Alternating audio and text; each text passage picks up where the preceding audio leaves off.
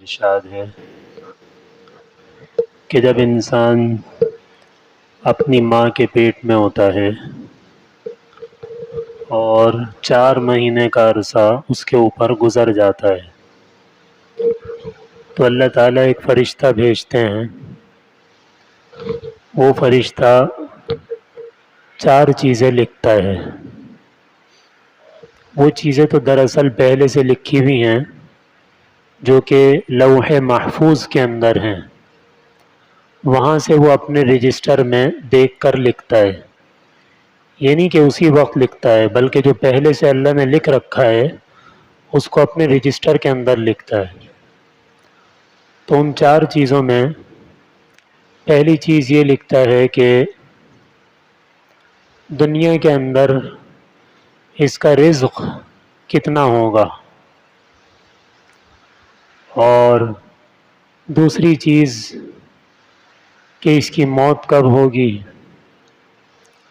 اور تیسری چیز یہ ہے کہ اس کے اندر روح ڈالتا ہے، روح پھونکتا ہے. 4 مہینے سے پہلے بچے کے اندر روح نہیں آتی. جب 4 مہینے ہو جاتے ہیں پھر روح آتی ہے. پھر ماں کو محسوس ہونا شروع ہو جاتا ہے، بچہ ہلتا ہے، حرکت کرتا ہے. اور چوتھی چیز یہ ہے کہ یہ بدبختوں میں سے ہوگا یا نیک بختوں میں سے ہوگا.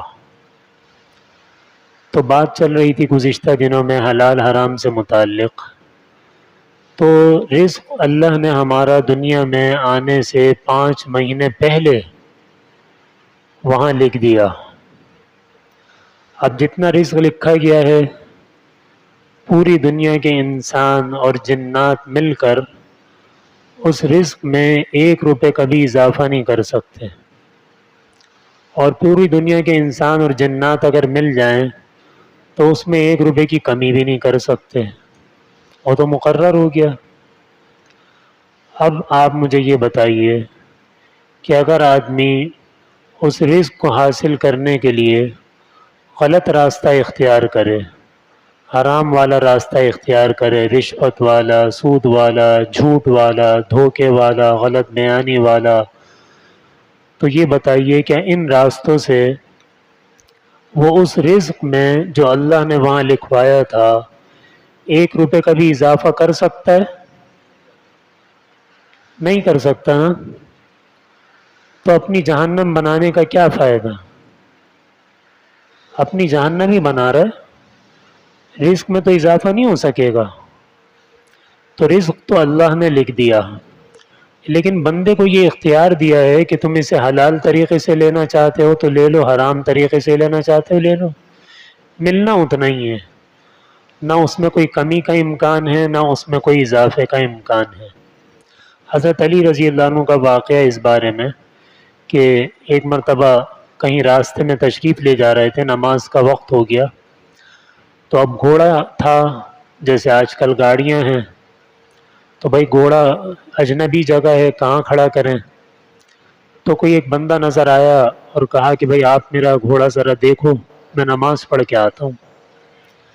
تو جب نماز پڑھنے کے لیے مسجد میں آیا تو دل میں یہ سوچا کہ بھئی یہ آدمی میرے گھوڑے کی دیکھ بھال کر رہا ہے، چلو میں اس کو 10 درہم دوں گا. تو یہ نیت کر لی.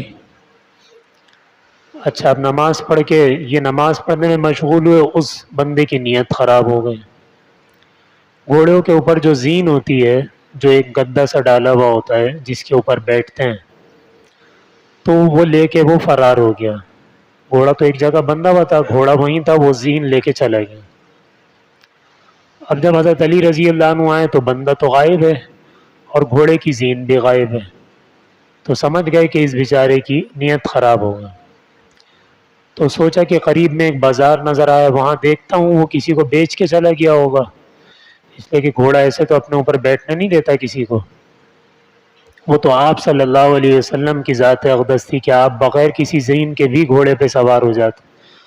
وہ آپ کی مہارت تھی، آپ کو فن کامل حاصل تھا، ورنہ گھوڑا کسی کو اپنے اوپر براہ راست نہیں بیٹھنے دیتا.